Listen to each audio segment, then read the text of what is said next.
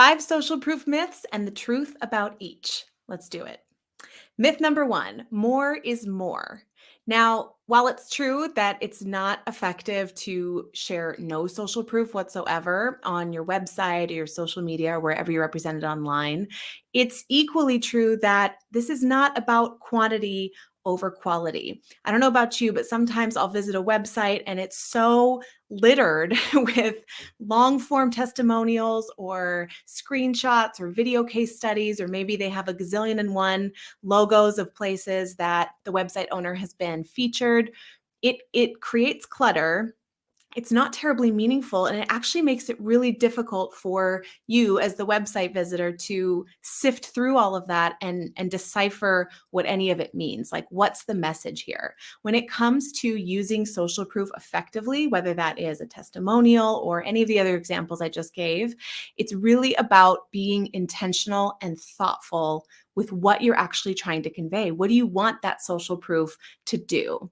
And so oftentimes that actually means scaling back and not sharing everything that we have. Now, I highly recommend you store all of the social proof you could possibly use in your copy vault. If you'd like help with your copy vault, go ahead and follow the link below to take my free challenge. I'll show you how to create your very own storage system for all of these goodies. But how's it all there? And then depending on where you are in your business, which offer you're trying to promote, you can pick and choose and kind of put in your top performers, those pieces of social proof that are going to do just what you need them to do. But again, that requires actually being thoughtful about what you're including and not just throwing in everything in the kitchen sink. So it's about quality over quantity. Often less is more. If you're new here, hi, I'm Michaela Bucchianeri, a psychologist turned copy coach, and I help you bring more of your in-person magic to your online presence, attracting more of your dream clients with words that connect. So if that sounds good to you, I hope you'll subscribe for new videos each week.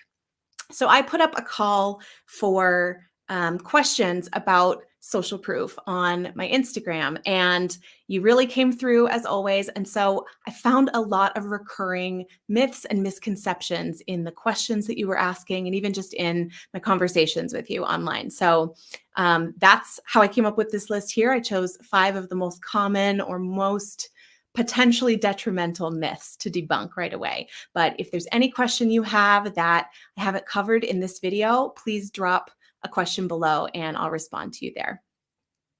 So myth number 2 is it's only for paid offers. Social proof is only useful when you're promoting a paid course or service or program of some kind.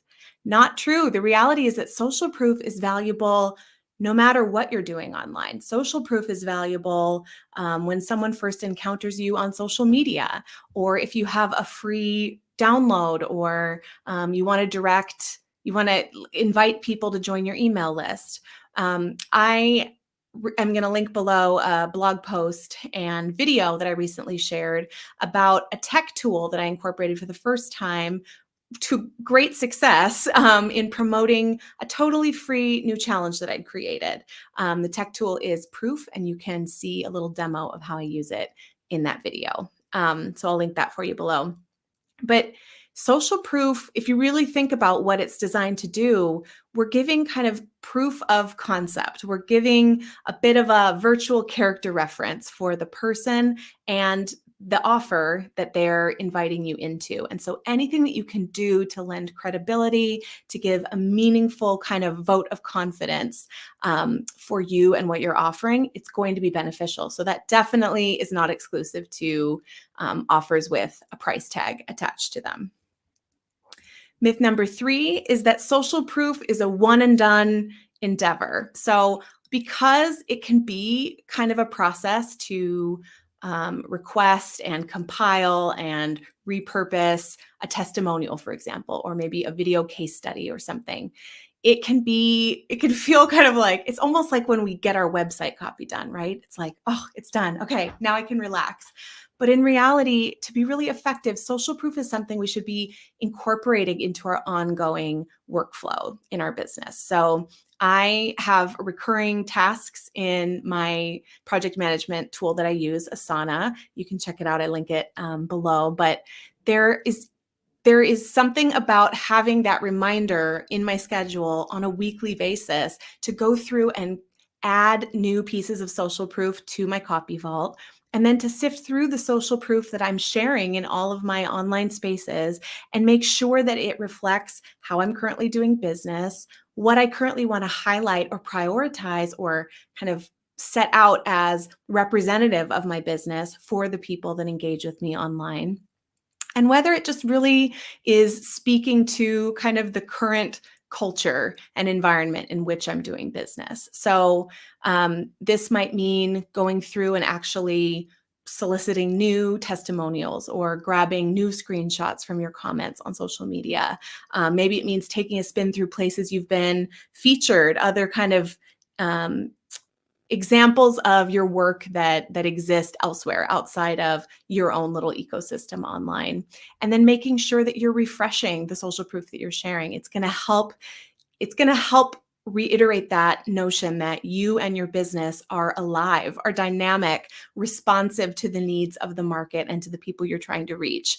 We don't want it to be frozen in time like a museum. We want it to be an active kind of repository of everything we have to share, and that includes your social proof. Myth number 4 is that social proof is as simple as just asking for a testimonial. So testimonials are a big, big topic. I have a blog post and a resource that I've shared before. I'll link that for you below. And let me know if you'd like me to do more of a deep dive video on testimonials specifically. I think I probably will, but let me know if that'd be interesting to you. Because this is something that is so vital to effective social proof in our business. And it's something that I see so many business owners get wrong, because we're not really taught how to, well, like, what even makes for a compelling testimonial. Even when we've been influenced by other testimonials on other business owners' websites, we're not always connecting the dots of why a testimonial is effective versus one that's less so. But there's a whole process that I follow and I teach, and it goes well beyond. It's a totally different approach than asking our clients or our students or our customers, hey, would you mind sharing a testimonial? Because what that does, if you think about it, put yourself in the shoes of the person who's writing the testimonial.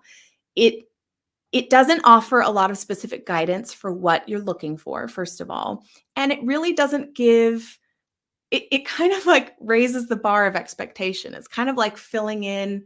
It's the equivalent of sitting down to a blank Google Doc versus a nice clear structure or template, right? This is compounded for my business because I deal in words and copy. It puts a lot of pressure on people. If I were to say, hey, write me a testimonial that conveys everything you feel about our work together, I would probably get a very low response rate. But using the approach that I use with testimonials, which is essentially to create a little survey with some very specific prompts and then create the testimonial collaboratively with the person I'm seeking it from, using that approach really lowers the barrier to entry, makes it feel a lot more doable and chill.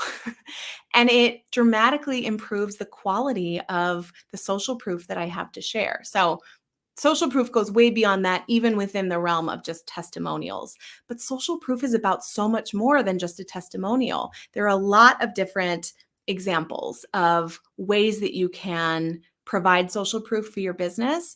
And that kind of feeds into our final myth here, which is that all types of social proof are equivalent, are interchangeable. So I often hear people use social proof and testimonials interchangeably, like they're synonymous. We can think about social proof as a broader category and testimonials as one example within that category. That category includes all kinds of different things that we can do. Again, if we think back to the purpose of social proof, we start to see that different types of social proof can actually achieve different specific aims within the umbrella of lending credibility to you and your business. So the function of a really juicy write-up or case study, maybe a dedicated blog post on your website outlining your work with a particular client or the experience of a student in your course, will achieve a different aim than kind of more of a character reference interview that you have with a colleague or someone that you've collaborated with. That'd be very different than a screenshot of a really enthusiastic comment from a member of your social media community. That would be very different than a logo of a conference that featured you as a speaker, a logo sitting on your website that has that instant kind of brand recognizability to people on your site. These all achieve slightly different aims. And when they are combined together, that's when the magic really happens. That's when you start kind of moving all those different levers in terms of influencing the decision of folks who come onto your site, whether they want to stick around, sign up for your email list, bop over to your Work With Me page, maybe reach out and contact you. Whatever goals you're driving toward on your online presence, different types of social proof can help you kind of move toward those goals. So in my next video, we're going to be talking about 10 creative, simple, but very powerful strategies that you can use to incorporate lots of juicy social proof all over your online presence. So I hope you will stick around for that. That'll be coming up later this week. And in the meantime, go ahead and check out this video for more on this topic. And if you found this valuable, I'd love it if you'd give this video a like. Go ahead and leave a comment below. Let me know what you thought or any questions that you have. And please subscribe. I'd love to have you here. All right. Have a great day. Bye.